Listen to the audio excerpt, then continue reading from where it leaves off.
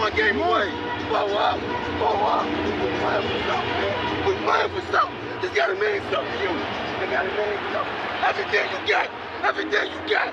Let's finish this. Do it, fellas. Let's go. Let's do it, fellas. Finish 2-3. 1, 2, 3. Finish. Hey, I got some wise words for that Cincinnati mayor. Know your role and shut your mouth, you jabroni.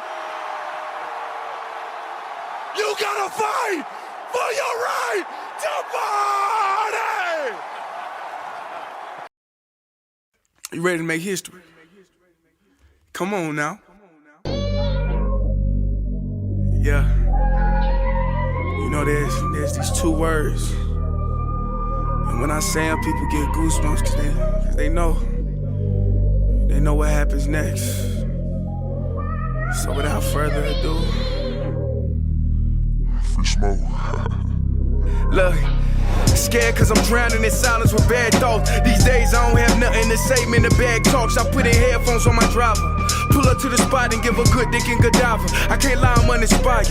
No more pillow talking about nonsense. I only stick around to put some band-aids on my conscience. I don't know why I feel so bad, nigga. That's what we do, no foundation. We don't build no more, we just screw. Half a bottle of Henny, girl, I'm going with the wind. The same niggas say they happy for me, ain't want me to win. So I'm done on my friends. Don't need help popping Coronas and reminiscing. I just call up Big Bro J and say it's time for venting. If I live forever, I hold this hate for some centuries. You don't know how much or how you doing what it meant to me, but motherfuck all that. I don't even offer up the time to make the call back. Stupid Lodo, if they don't get the picture now, man, I crop them out of the photo. I can't relate to my peers. Been doing this shit for years. I'm motivated by fears. I took the wheel and I steer. My sound not dictated by fuck boys in Atlanta. Stay gifted like this album was ghost written by Santa Bars forever, like they decided to throw me under Slammer.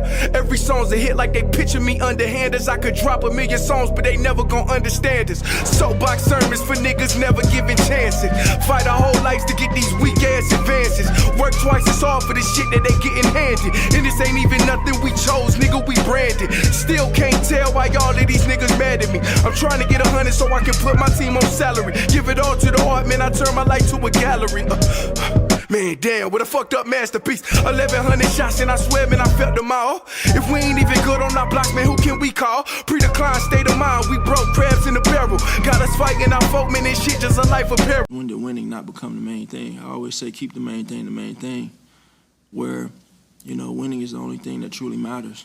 Week 3 in the NFL, it has come, it has gone, and I'm here to break that thing down for you. Hey, yo. How is everybody doing out there today? Shout out to the homie. You know who I'm talking to. Just for my guy. Just to do. I don't talk like that no more, but he know who I'm talking about. Yo, how is everybody doing out there today? Yo, I'm so happy that you decided to click on the video. You decided to join me for the show today. I appreciate the positive comments. I appreciate every comment, but I truly do appreciate the positive comments, the likes, the people subscribing. I truly do appreciate it. I am going to be able to give back at eventually one day, but I appreciate y'all for helping the channel grow.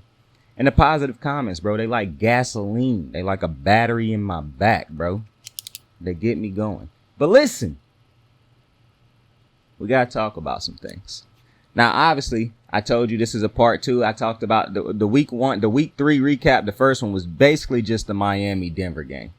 This is not that. We will go over all the games. Obviously, I'm not going to go too in-depth about every game because I didn't watch every game. But the games that I did watch, the majority of those games I will talk about in length. Some of them I still probably won't. But we got a lot of things to start the show off. Because what I want to start off the show is saying Taylor Swift is a clout chaser, bro. Now, whoa, Swifties. If it's a Swiftie listening to this, listen. I don't hate Taylor Swift. Taylor Swift got a couple tracks that I like. Now you're going to be like, well, name them. I don't feel like doing all that. But I assure you, I do know a lot of different... You know what? Fuck it. You got I Knew You Were Trouble. Blank Space is a banger, bro. So we're going to be there. And we're going to go down in flames. You can tell me when it's over. If the high was worth the pain. Come on, that's that shit, bro. I ain't gonna lie to you. That's that. Taylor did her thing on that one. nonetheless, Taylor Swift is a clout chaser, bro. And it's not really even on Taylor Swift. Who am I to call Taylor a clout chaser when she just went to a game to enjoy the game? But, bro, I almost made the decision to never watch another Chiefs game in my life while Taylor Swift and Travis Kelce is dating. Because the coverage of Taylor Swift at this game was ridiculous, bro.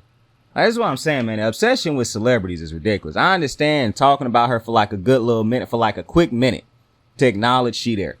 But damn near turning the whole game. And I understand it wasn't much to talk about since Chicago was getting their asses dusted 41-0. They ended up getting 10 points out of it.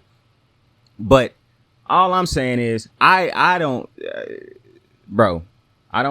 don't watch games to hear about Taylor Swift, bro. Like, do y'all jobs, bro. Y'all got way too excited about that and got so far away from talking about the game, bro. Ridiculous. But I love Greg Olsen, bro. He that guy. Now, with that being said, I would like to say something. And I don't know if I done said this on the show before, but I wish I had said it before other people started stealing it from me. Listen, I noticed a while ago Travis Kelce has started to look like a real white boy. Now, I know some people are like, oh, Saint, that's racist. All right. Anyways, listen, when Travis Kelce first came out, I know he was dating that black woman. I don't know her name at the moment. But I know he was dating a black woman because we saw her on the field with him when he won the Super Bowl and all that. But go look at how Travis Kelce dressed. Go look at how he dressed, his clothes, his shoes, his shoe game, his haircut. Really, that haircut and the beard that he was rocking. He looked like a white boy who had been raised around some black men, some around black culture.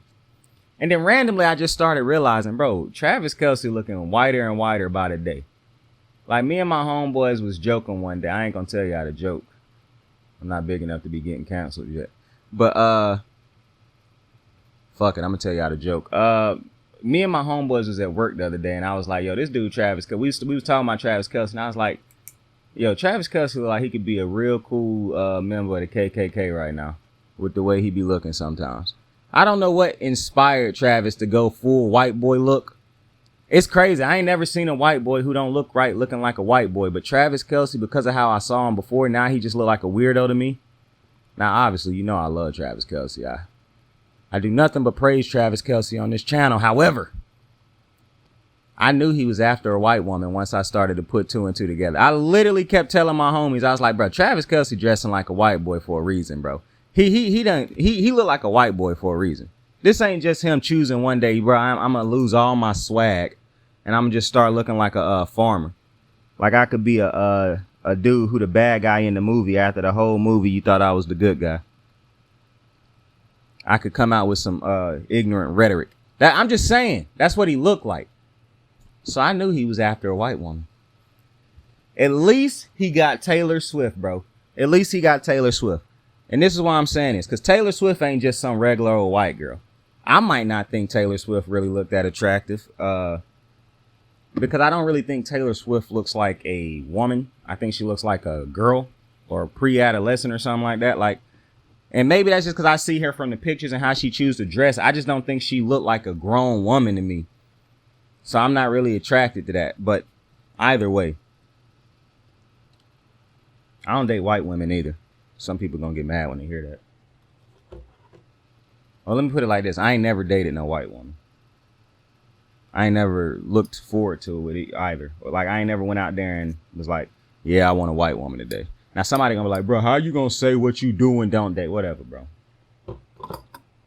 Anyways, I knew Travis Kelce was on the hunt for a white woman, bro. At least he got him a top tier white woman. You know what I'm saying? Like, I'm not saying Taylor Swift a top tier white woman as far as looks. I'm not saying that. I know some people are like, well, she don't look. I'm talking about as far as like her profile. He bagged him a top one. He got, bro, do you know how much bigger Travis Kelce could probably get if he stayed with Taylor Swift? Just because of her popularity. So, hey, if he gonna trade in all the swag for a house, at least he did it. Now, hey, Travis. His name is Travis now. That's Travis Kelce. That's no longer Trav. That's Travis Kelce. Travis. I hope you don't break this girl's heart, this woman's heart. because you know she gonna put your ass in a song. And unlike, I'm gonna be honest with you, Travis, if this was Adele, I'd actually hope you break her heart, because Adele be putting out fire when she be having her heart broke. Like, she in love with what's my man's name? Rich Paul right now. I don't think his name is Rich Paul. Actually, I do think his name is Rich Paul. LeBron's agent. She dating him, and I guess things going great. So she ain't really put out that deep, depressed music. And I'm not saying that I want her to be going through some hurt to put out great music, but what I am saying is getting real tired of listening to Hello.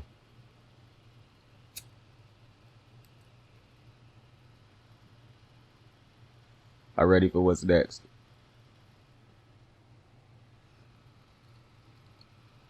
We done spent time on this far too long now. Let's get into these games. Recapping week 3, the Giants on Thursday Night Football. They started off week 3, getting their asses whooped by the Niners, 12-30, just in case you forgot that. Tennessee was at home.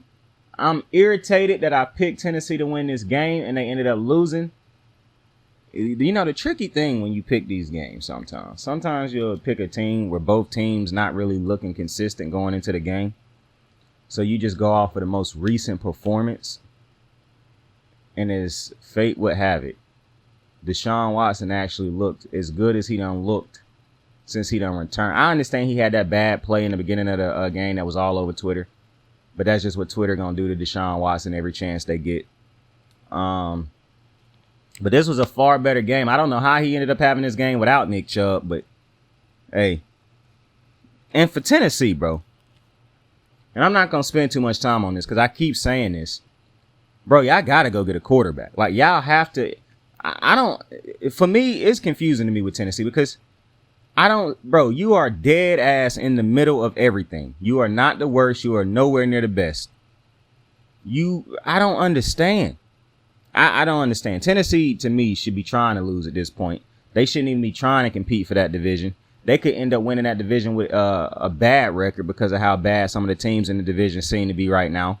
We thought the Jags would take over this division, but I told y'all going into this season that if the Jags can't get Trevor Lawrence to where he need to be, that it's going to be up in the air because while I'm picking them to win the division, this is not the offense that people that Nick Wright get on TV and tell you it is. Bro, that's how I know Shady probably watching some of these games because he said this a couple weeks ago. Even though I already knew this, I hadn't heard nobody in the media say it. The Jags offense does not run through Trevor Lawrence. I don't know who need to hear that. Maybe y'all don't watch these games, but this is not how this offense operates by running through Trevor Lawrence. It run through the run game, and then he play off of that. I don't even like the offense all the way yet, and I'm almost starting to realize. No, it ain't no almost. I know for a fact Trevor Lawrence got to get better because there's parts of this Jags offense that would look way better if Trevor Lawrence was at where we want him to get to. Now, I imagine he will end up getting to that level, but it's still a work in progress right now. Obviously, if you watch the Jags, and I'm trying to fight back saying it's an inconsistency thing right now because it's the beginning of the season, but they cannot keep starting seasons like the way they keep starting them. But we move on. Atlanta. They were in Detroit. And they lose 6-30. I mean 6-20. My fault. Couple injuries for both. Detroit was missing a couple players in this game. I didn't watch this game. I'm not gonna lie to y'all. I had no intentions of watching this game. I do know Detroit was missing players in this game. I'm going to go back and watch this game, though, and I'm going to have more to talk about it because this is one of the games I didn't watch because I didn't want to watch it. I just had no interest in watching it whatsoever. But, yes, Atlanta ended up losing 6-20.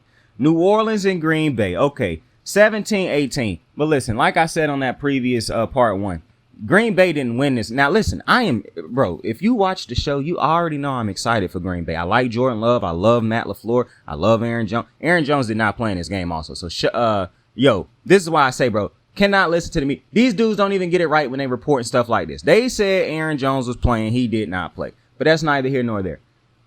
Jordan Love is just starting the games too slow. You can't keep hoping that in the fourth quarter you make these comebacks. Not to mention Derek Carr getting hurt do change this game, because you have to imagine that the Saints could have got at least one more score if they had Derek Carr. Now, my thing with Derek Carr is still, it don't matter who he play. If he play against any quarterback who you think he is better than, he will definitely play down to the level of that other quarterback. If he is playing against a quarterback who you feel like is better than him, don't worry. He will probably find a way to raise his level play. It don't make sense. It really don't.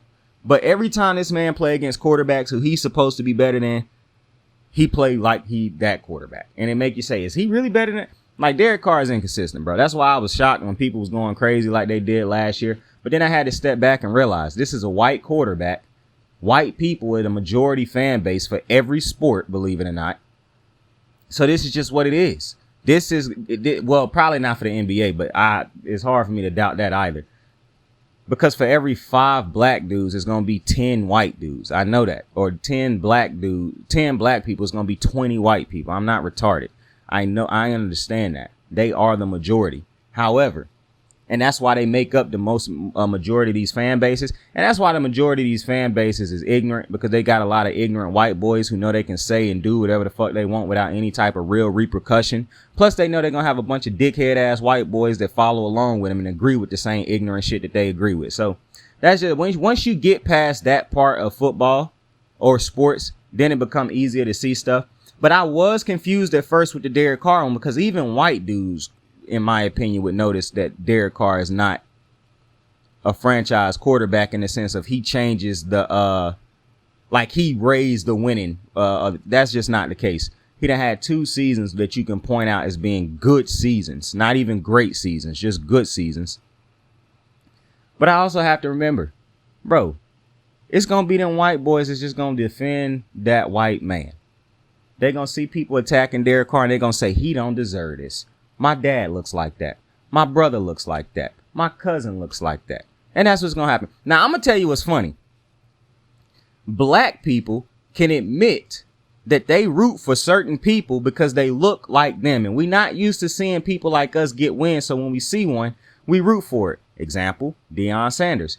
But let a white man be rooting for another white man just because he white. He'll never say it. But they will call out black people for liking black people for being black.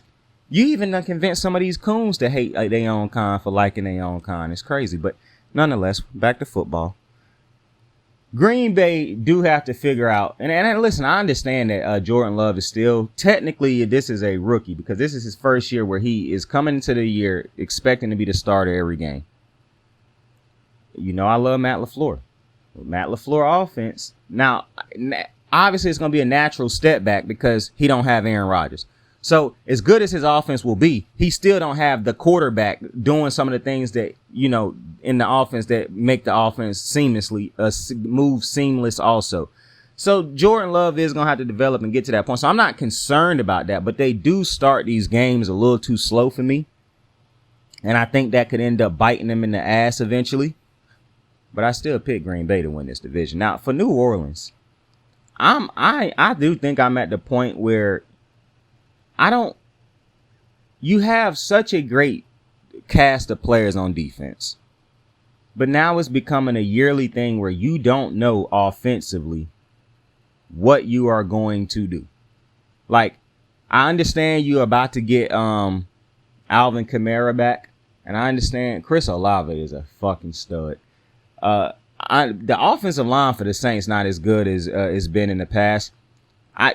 This is my thing with these defensive-minded head coaches, bro. It's just sometimes some of these defensive, like, I'm thinking about some of these teams right now. Some of these defensive-minded coaches, bro. It's so hard to get a good offensive coordinator because most of them is head coaches already. And these defensive coordinators don't have these next world offensive coordinators running their system. So it's going to be common that they look off at times. Like, to me, Miami is proving that you should just go get an offensive coordinator as your head coach. I'm being dead ass serious. If that's not what Miami, what Kansas City, look at the best teams. The best teams in the league have offensive head coaches, bro. Miami, The Miami and San Fran, the two best teams in the league right now. Both of those teams are ran by offensive-minded head coaches. And I understand for all the negativity towards some of the offensive-minded head coaches you could throw out there, like, oh, well, Nathaniel Hackett failed and Matt Nagy failed. And I understand that. But if we really break down the entirety of the situation, we might look at it a little bit different. All I'm saying is you can fail as an offensive coordinator and a defensive coordinator as your head coach. So why not just go for the one that's actually, it's a higher upside with the offensive-minded head coach? Personally, that's just my opinion. But, you know, teams can keep going out there looking like shit on offense. This was a tough offensive game because both teams looked tough on offense. But shout out to the Packers for staying with it and being able to get this dub at the end of the game in the fourth quarter, because they scored all their points in the fourth. The next game on my list is Denver Dolphins, 20-70. Obviously, we talked about that yesterday. But check me out, because I'm actually not done. Got more to say. Yo, you're not understanding me. Jalen Waddle didn't even play in that game, and they threw 70 on these motherfuckers' heads. That means if he had a played, it probably would have been 100. Yes, I'm giving Jalen Waddle 30 extra points if he had a play. That's his value if he had a play. 30 points. This is ridiculous. Yeah, hey, I better not never hear Sean Payton's name again without hearing this ill. Right, I'm thinking about making this a national holiday on the channel. I'm not going to lie to you. I'm really considering it. But I cannot let hate motivate things. But I don't know if it's hate as much as it is. Yeah, that's about right. Because I'm just saying, bro, I cannot remember the last time a coach was so overrated like a Sean Payton. Well, actually, I do. It was Josh McDaniels over here in Oakland, and you see how that's going, or in Vegas, and you see how that's going. But like, hey, I saw somebody the other day say, equality is the ability for black men to also be mediocre and still be rich from it. And I love when I heard him say that. Because mediocrity, boy, I tell you, Baker Mayfield, Zach Wilson, Derek Carr, mediocre. And it seemed to just be fine. Sean Payton. Listen, I understand. Sean Payton got a Super Bowl. Y'all keep telling me that. But I also want to, I just want to point out something. The same white boys that keep coming to me saying, oh, Sean Payton got a Super Bowl, is the same white boys that were saying, well, Lamar Jackson won a unanimous MVP 3 years ago. So that don't even matter no more. That's interesting. Them the same white boys that every time we bring up any type of great stat for a black quarterback, they say, oh, well, that was this long ago. Or it was that long ago. How long ago did Sean Payton win that Super Bowl? But you know what? I don't even know why I'm talking about that. That ain't none of my business. Next game. The Chargers. Go Chargers. They was in Minnesota, and I told y'all what was going to happen in this game. It was going to be a close game. The one thing I realize is Minnesota is going to play close games. There's no ifs, ands, buts about it. They're going to play close games. They don't know how to do anything but play close games. It just is what it is.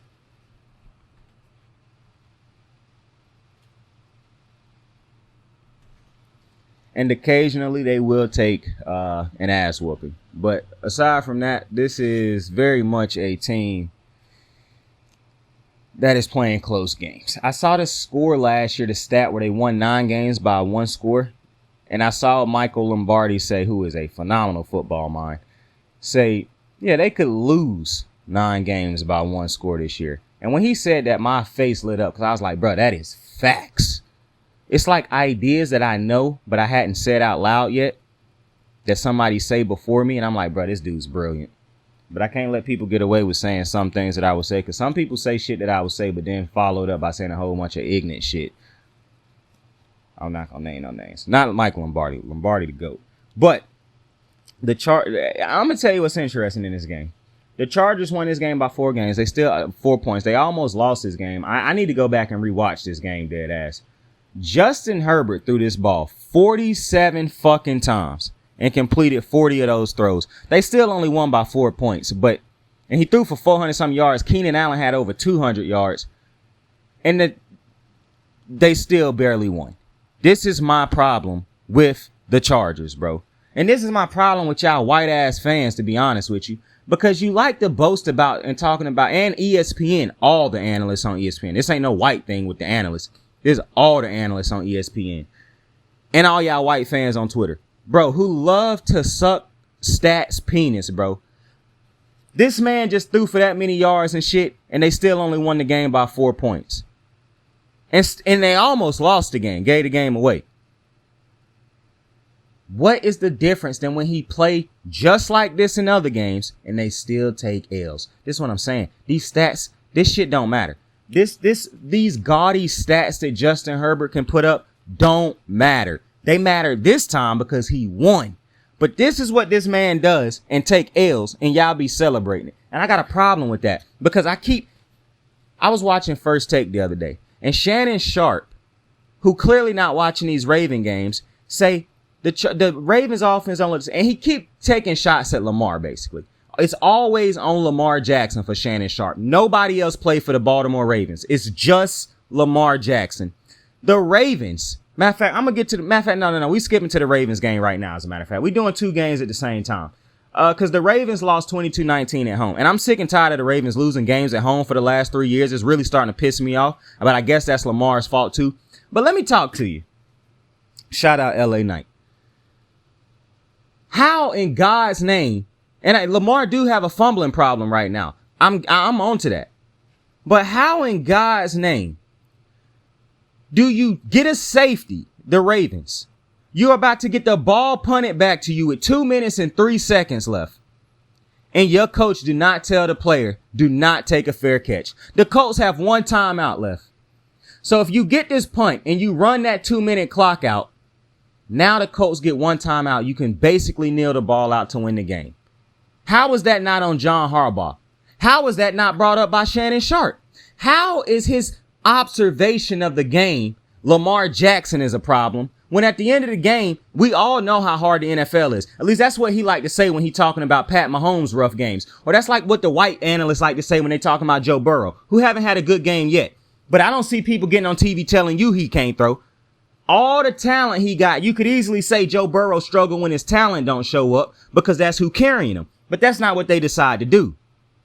They put blame on his supporting cast. That's really more than a supporting cast. And then they make excuses for him. All I heard was about his quad or his calf. Didn't he still suit up on Monday night? So that's crazy to me. Joe Burrow threw for 82 yards in the first game of the season. I didn't hear nobody say Joe Burrow can't throw the ball because he had an off game. You see, white quarterbacks are allowed leniency. They are allowed to be human. They are allowed, they can play with the understanding sometimes you're going to have a bad game. Not Lamar Jackson, because every time Lamar Jackson struggle or have a bad game, here comes Shannon Sharpe to tell you, oh, Lamar, I don't know what. You got to get better, more consistent. My nigga, how about you just watch the fucking games? Now, apologies. I got a little hype right there because I'm getting real tired of Shannon Sharpe half-assing his talks on Lamar Jackson. It's just getting real irritating. You can sit down and take the time to watch all this other shit. But you can't sit down and watch a dude who you don't watch, but you will sit down to talk about him. That makes no sense to me. Not only to talk about him, to keep shitting on him. How can nothing else in a Ravens game be anybody else's fault but Lamar Jackson's?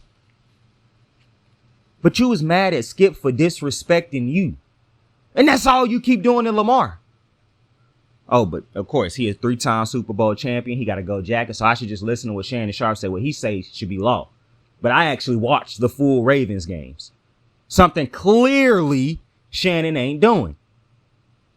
But I find that interesting that his analysis on Lamar Jackson is that.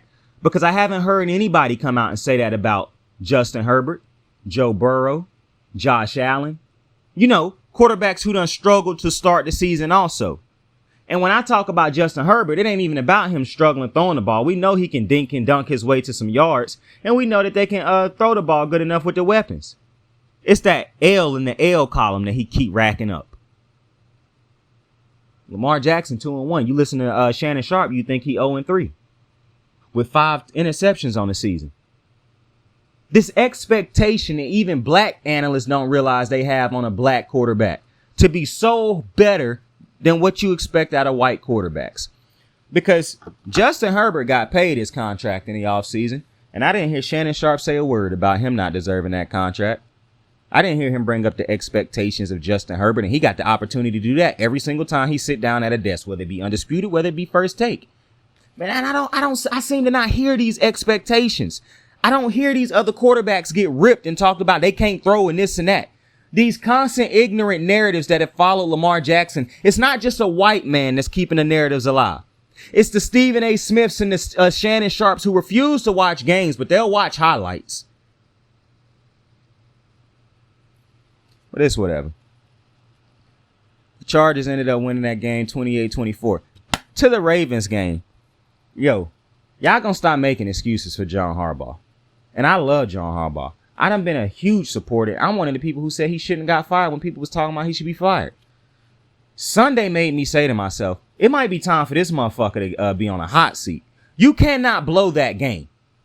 Bro, as much as I love Harbaugh, his talent has carried him. Now, Harbaugh is a great head coach. I can see the influence on his team, but it'd be very stupid to not to bring up the type of talent he done had on different sides of the ball. The expectation on Lamar and the defense. Matter of fact, I'm talking to myself right now because there's no expectation on nobody but Lamar when it comes to the media.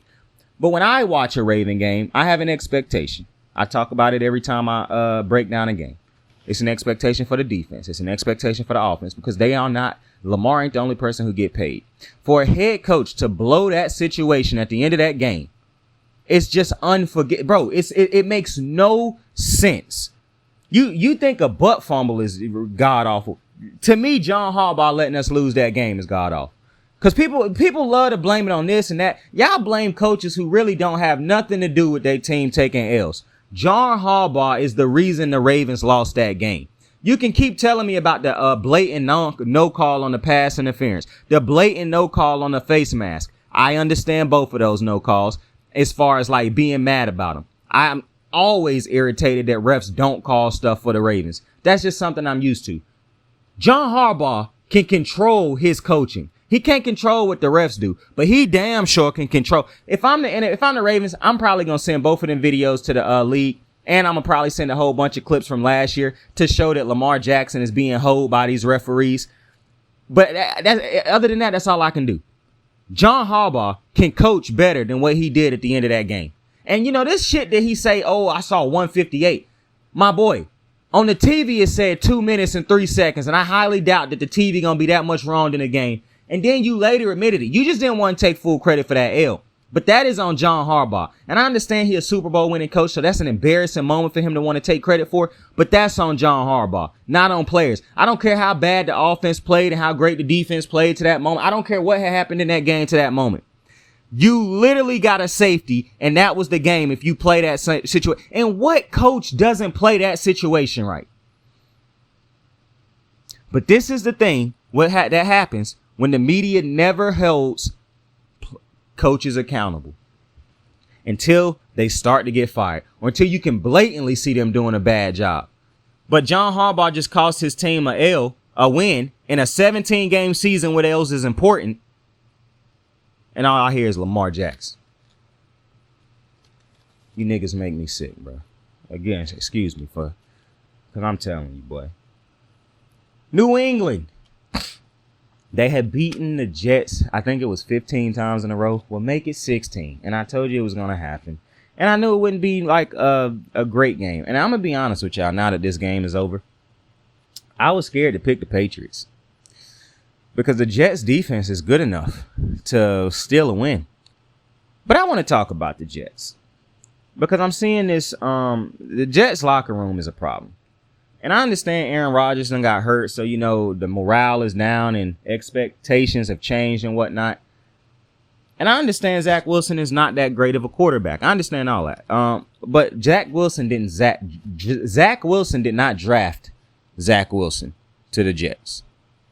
Zach Wilson did not pick the talent that was around him. He didn't pick the coaches. He didn't pick none of that. And while I understand it's an expectation for Zach Wilson to get better, it's also an expectation for people to help him get better. It's also an expectation that if you know he's not the answer, just move on. Why keep doing this right here? Why keep going up there and lying? And this is why I said Rob Saleh is not a good head coach at this point, because there's no way you can continue to go up to the media, think you protecting Zach Wilson's confidence, but then going up there straight lying and saying he give us the best chance of winning. When you know good and goddamn well that's not true. But I don't feel bad for the Jets as an organization. I might feel bad for the players, but I'm actually not feeling bad for them at the moment either, because this is a god-awful locker room. But I do feel bad for Aaron Rodgers. This is the problem. I don't care how bad Zach Wilson is as a player. For your locker room to continue to splinter like this is a problem. This is no longer on Zach Wilson. This is, bro, and I see all these media members who are New York Jets fans who continue to go at Zach Wilson. This is bullying at this point, by the way. Like, I can't imagine if Zach Wilson, and I pray this don't ever happen, but if Zach Wilson had some news popped up that he was going through, like he tried to kill himself or something crazy, like, I believe it because of how hard y'all go at him. I understand it's an expectation for Zach Wilson to be good, but you know what he is at this point, and it's not his fault that what's happening right now. You are mad at Zach Wilson because the expectation Aaron Rodgers gave you. Aaron Rodgers got hurt. Zach Wilson didn't hurt the man. He got no control over that. So how y'all talk and treat this dude at this point is fucked up. Now, to the players. If it's this easy for players to consistently turn on each other in the locker room, you have a problem. The Jets locker room was trash last year when they was going at Zach Wilson publicly. Now you're doing it again. This is ridiculous. Mind you, all these jackass camera dudes who zoom in on people's mouth, I really think that's an invasion of privacy, bro. I think the NFL need to do something about that, or somebody outside the NFL need to step in and do something about this, because I think that's a crazy invasion of privacy. Nonetheless, the Jets locker room is a problem. The players, the coaches. For one, Rob Saleh, you a problem because you continue to allow this to happen where your locker room continue to just fold. Then, on top of that, the players is a problem because what's going on in this locker room that y'all continue to turn y'all backs on each other or publicly go at each other, or publicly go at your quarterback. Bro, that's not cute. Just because you think everybody else think your quarterback suck don't mean that you should be doing what you're doing all the time. Like, I don't understand this. This is one of the worst teams I can remember. People going at the Broncos, bro, this is the same thing happening with the Jets. The only reason people don't say nothing about it because a lot of the media is Jets fans.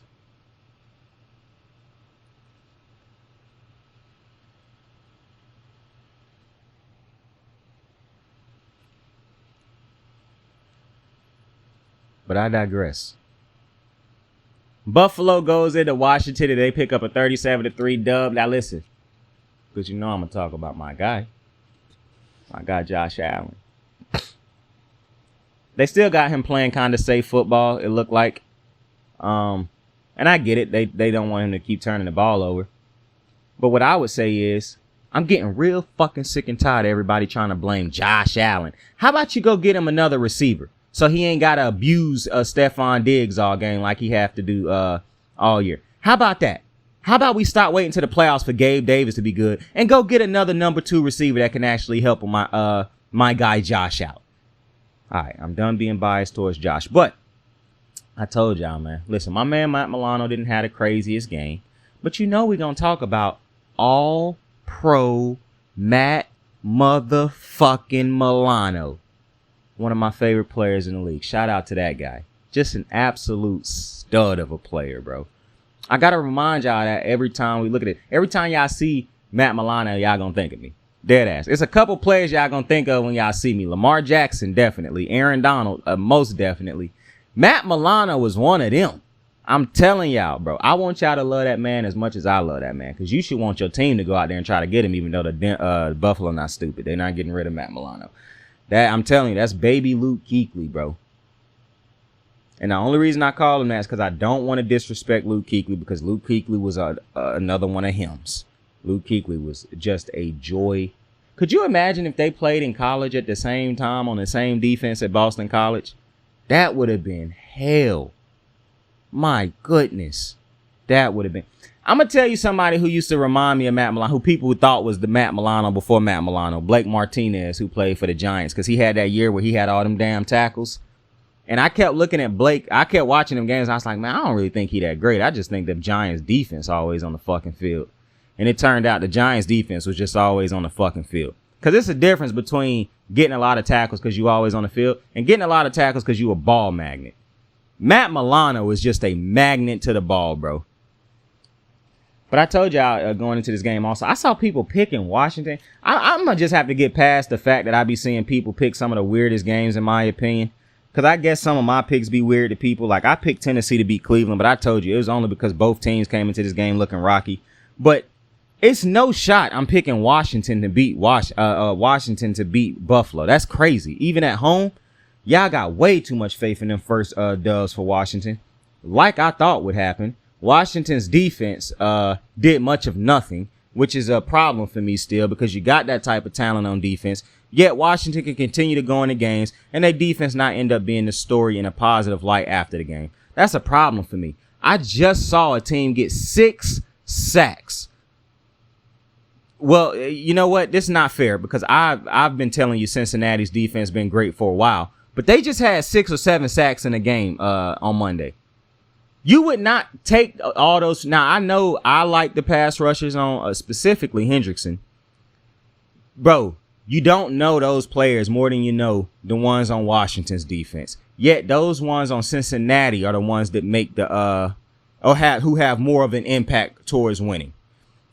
Now, I know some people might say, well, Saint, they got a quarterback in Joe Burrow. They got weapons. I'm not focused on that. I'm just focused on the defensive side of the ball. Basically, the war stat for the defense. I'm not talking about how they contribute to winning as a whole, as in like the record wise. I'm talking about what is their production. If you take their production, could it how much on their production alone does it increase the winning value for the team? And it's insane how much Cincinnati's defense raises their probability of winning compared to Washington's. Another thing I told you, bro, I still think Buffalo a great team. For some reason, y'all like to over-exaggerate and well, not y'all. The media loves to over-exaggerate stuff in the beginning of the season. I don't know why, because these are the same people who say they in mid-season form. So you admit that mid-season is when people start to really get into form, but you over-analyze stuff in the beginning of the season. I think that's crazy. And then you don't even analyze the proper stuff. You just overanalyze stuff, shit that's blatantly obvious that anybody can see. So that's weird to me, but I never lost faith in Buffalo. And they went out there and got put an ass whooping on Washington. This next game irritating me because Houston ended up winning this game 37-17. And if you remember in my last prediction video, I told you I want to pick the Texans. And I literally ended up saying, man, fuck it, I'll just pick the Jags. That really pisses me off. When I can clearly see something and my brain is telling me something and it's so heavy and I still go against it, that right there pisses me off. But that's what makes us human.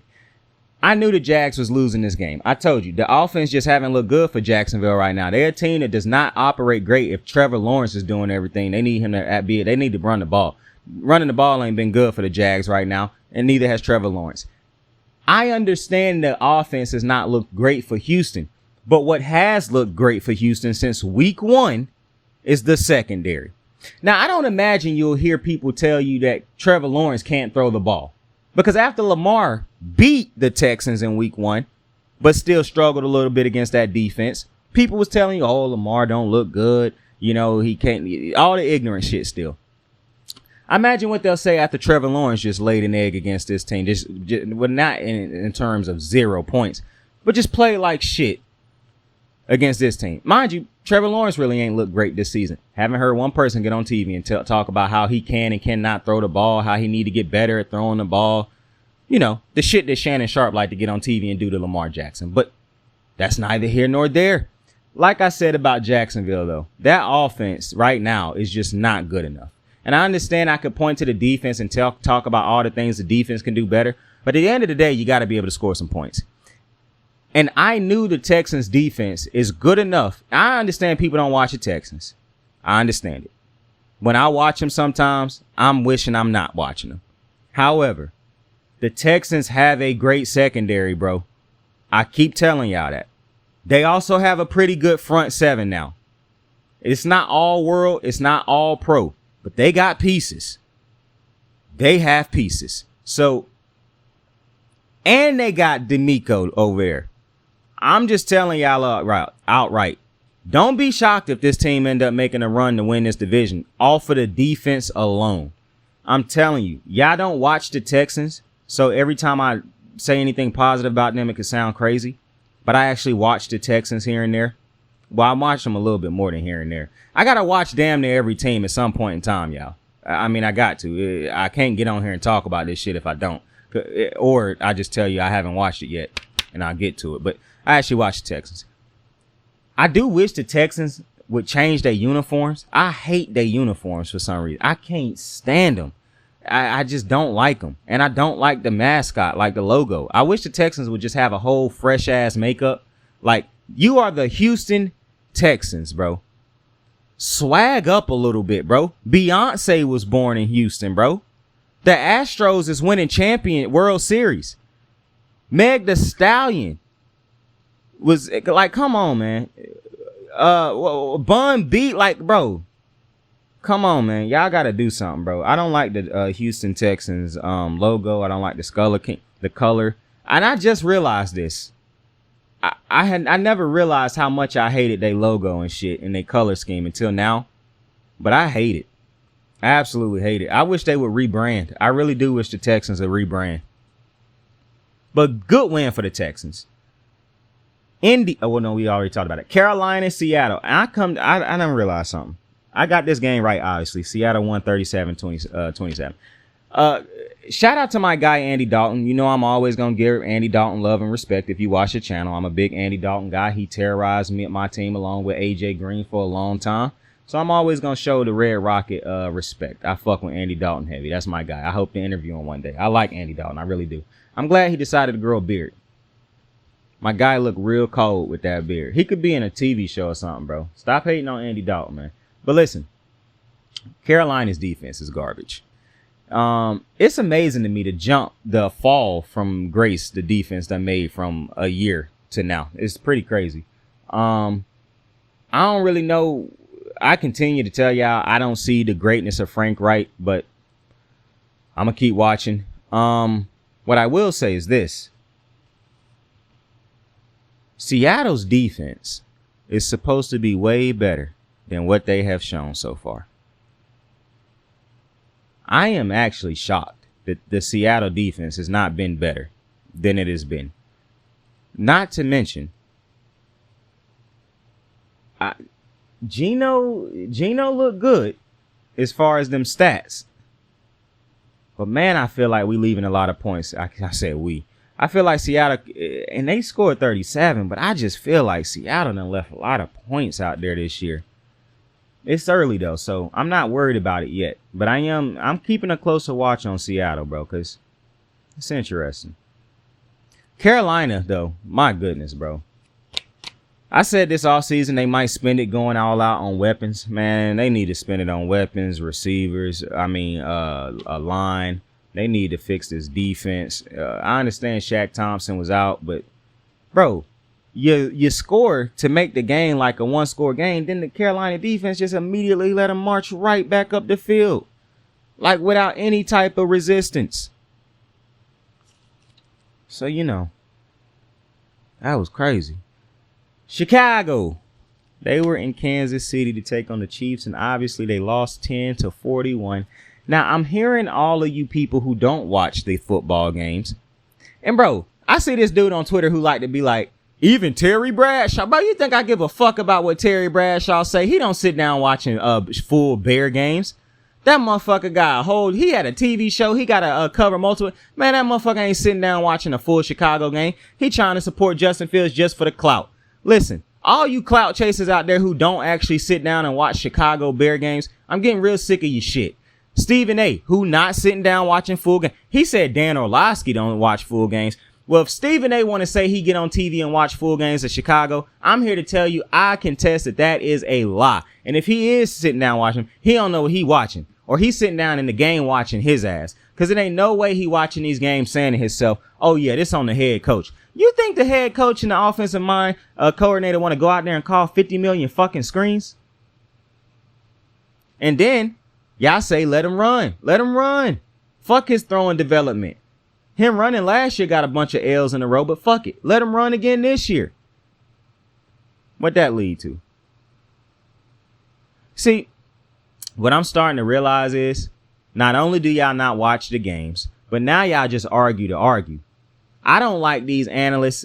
No, y'all don't like head coaches, but you also don't hold head coaches accountable when they should be held accountable. But in this instance, you're going at another head coach. So let me get this straight. Now you want Justin Fields to be on his third head coach. So when he fail again, you'll say, well, he done had 3 head coaches, 3 offensive coordinators. It's ridiculous. Like, y'all, I don't understand it. How many people in Chicago gonna have to hire and fire before y'all realize Justin Fields just might not be that great? The same way y'all talk about Zach Wilson. Like, I'm confused because both of these dudes is bad. And, you know, I done come to my senses. I would take Daniel Jones over both of them. Now, I told you, I take Baker Mayfield over all 3 of them. But I do now feel as though Daniel Jones is better than both. Now, I don't think none of these 4 quarterbacks is good. But if I had to choose one, it'd definitely be Baker Mayfield. But if I didn't have him as the option, it'd be Daniel Jones over both of them other 2. I do not want Zach Wilson or Justin Fields. And another thing that I have a problem with is one of the things y'all do is that, so they not even running the ball good right now with Zach Wilson. So they can't even hire Zach Wilson. He have to do more than he want to do because they can't run the ball. Even when Chicago can run the ball, Fields can't do shit. And I wish y'all could switch these 2 players. You know how people be like, oh, if you put him on this, I really wish that they could put Justin Fields on on New York right now. So y'all could see exactly the same shit that they seeing in Chicago would be the exact same outcome. What y'all really want is for him to play for a team that can mask all of his flaws. That's really what y'all want. Y'all want him to be on a team that can carry him so y'all can give him the credit. That's what y'all want. But y'all hated Alex Smith for that. So I'm confused. I know y'all don't watch these games. I've been on that because the shit that I'm seeing in these Bears games is not the shit that y'all saying on Twitter and on TV. And I just think it's a real shame that because most fans don't watch the full games, ESPN and Fox can get away with getting on TV lying and just saying whatever. Because since the fans don't watch the full games, ESPN can say whatever the fuck they want to because they know that these fans ain't watching full games. So they don't have nobody to fact check none of the bullshit that they be saying. So, you know. But I'm here to tell you, I'm not going to keep going on long diatribes. Chicago Bears need a quarterback. It was stupid, in my opinion, for them to trade that first round pick. It was stupid for them to draft all them defensive players. But y'all the same ones who kept saying it was on the defense last year. Y'all said that. Y'all kept getting on TV saying this ain't on Justin Fields, it's the defense. They can't stop nobody. Well, now they can't stop nobody and them niggas can't score on nobody. And I done that shit 3 times. It's a hell of an episode. Now them boys can't score on nobody and they can't stop nobody. So you tell me what's up.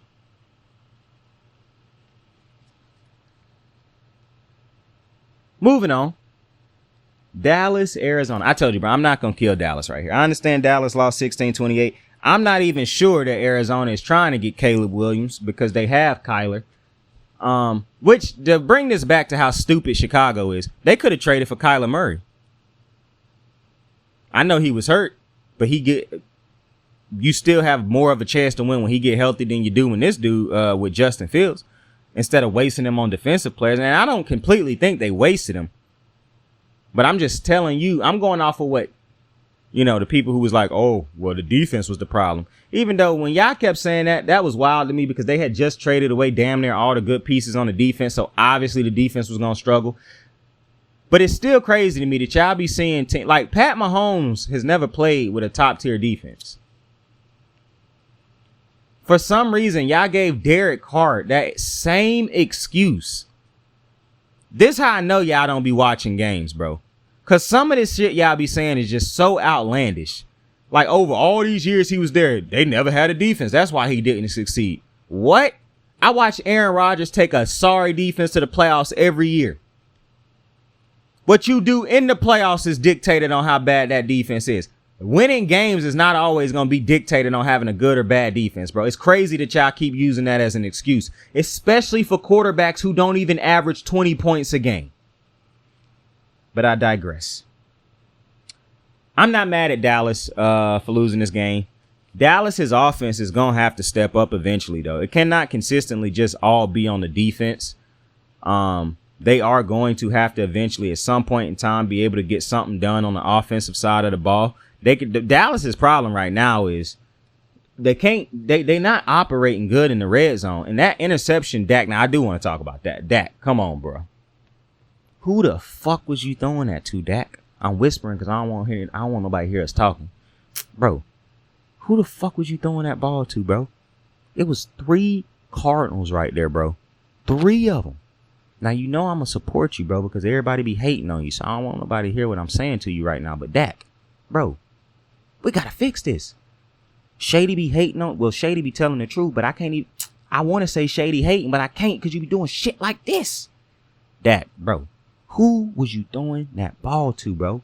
If dude who picked it off didn't pick it off, 2 other dudes could have picked it off. Dak, we got to be better.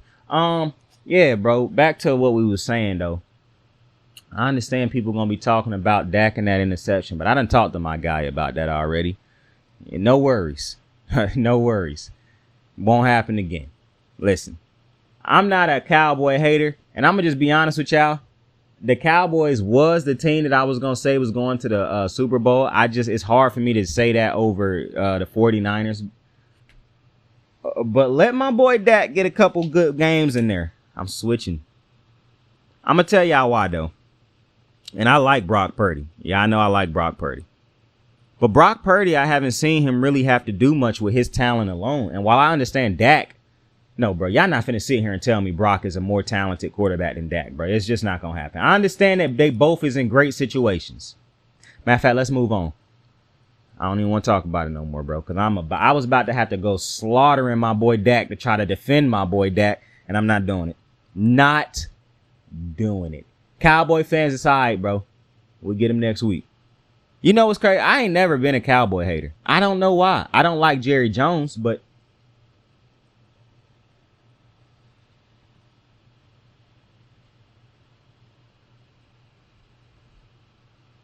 I don't really have a problem with the Cowboys.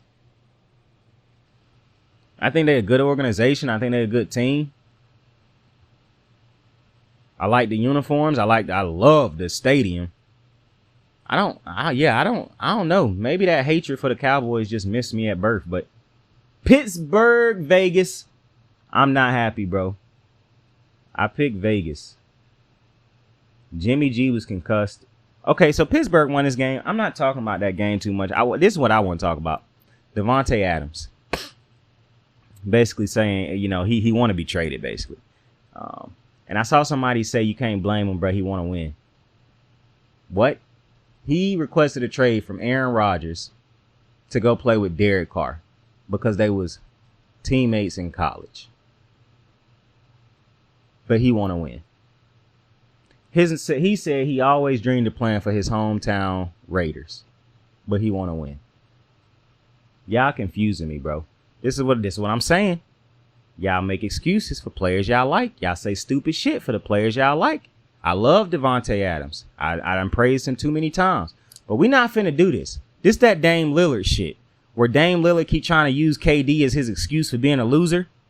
Oh, I don't want to be like KD. I'd never make that move. We know. You've been losing your whole career, my guy. We know you wouldn't make that move. You ain't got to keep reminding us that you losing. We know.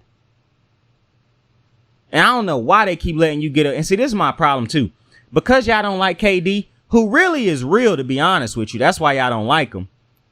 Y'all done gave Dame Lillard an excuse for being a loser. Because Dame should never be mentioned in the same breath as a Kevin Durant. But y'all do it because y'all don't like Kevin Durant. And that's crazy to me. Because Kevin Durant's career was better than Dame Lillard's before he ever touched down in Golden State. So I'm baffled. Nonetheless, Devontae Adams, I don't want to hear this shit about, oh, he want to win. He might want to win now. He wanted to get paid, and he wanted to play for the Raiders. That's what he wanted. So I ain't trying to hear that shit. Oh, he want to win. I ain't trying to hear that. Now, because I'm the type of person I am, I want to see greatness with greatness. I would like to see Devontae traded. However, this he want to win shit, you can miss me with that. But let's get Devontae traded. Get my guy to a good team. Now, Philadelphia, we hitting these Monday night games. That was a Sunday night game. We hitting these Monday night games. Philly was in Tampa. They win 25-11. Baker midfield is back, baby. Let's go, Bake. And I understand Jalen Hurts struggled. People probably want me to talk about that. But listen, I told y'all, bro. Like Jalen Hurts said himself, and I want to make one thing clear. When did winning not become the main thing? And I'm going to leave it with that. The Rams, my Rams. It's looking like it's going to be the season I predicted we was going to have from the rip. They sold me false hope in week 1. We lose 16-19, and it is much to do with the fact that the offense just cannot get going. We can stack up a lot of meaningless yards like Stafford used to do in Detroit. But boy, when it come time for winning time, that was just canceled. We can't do it. We've been canceled just like the show on HBO, bro. I don't understand it. I really don't understand it.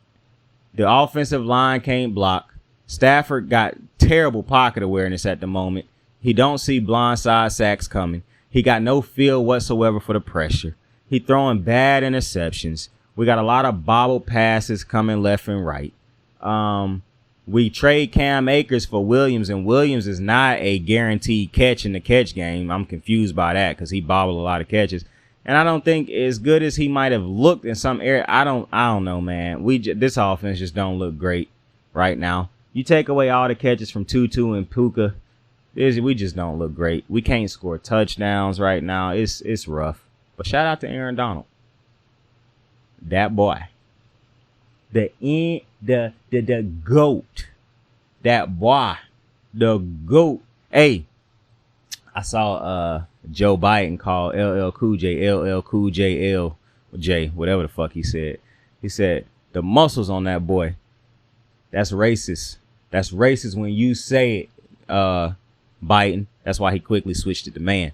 But if I was up there, I could have been like, LL, the muscles on that boy. And it wouldn't have been racist when I said it, my guy. You know what I'm saying? That's another thing. You see how old white folks like to keep that boy. They say boy with the whole emphasis in it. Black people say it as an endearing term. We say that boy. Look at that boy. He that boy. You that boy. You see what I'm saying? It's a difference, white people. I'm teaching you something right now. You know what I'm saying? That's why we get irritated when you call us boy. But we can call each other boy and be cool because we're not necessarily calling each other boy. We saying, what's good, my boy? We're not actually saying B-O-Y. It's a lesson for another day. If you get it, you get it. If you don't, I feel bad for you. With that being said, though, we have reached the conclusion of our Week 3 Part 2 breakdown. Shout out to the Miami Dolphins. I enjoy spending time in the Miami Burger Shop, bro. I hope you enjoyed it also. Tell somebody you fuck with them. Tell somebody you love them. You can be anything in the world. Choose to be kind to somebody today for absolutely no fucking reason. Like, subscribe, share. I truly do appreciate all the support. Saint out. I got the moves like hot sauce. Lil' mama taking the top off. I'm laying down getting topped off. After this, she know she getting knocked off. I know she loving the money, so I keep on thumbing and thumbing. She say she horny when she taking shots, so I keep them coming and coming. Now I'm putting dick in her tummy, scoop her up like I'm raking her something. You would think shawty red track, the way that she running and running. You getting dumber and dumber. You out here chasing the bone. After she finished from giving me dome, the Uber is taking her home. Tight.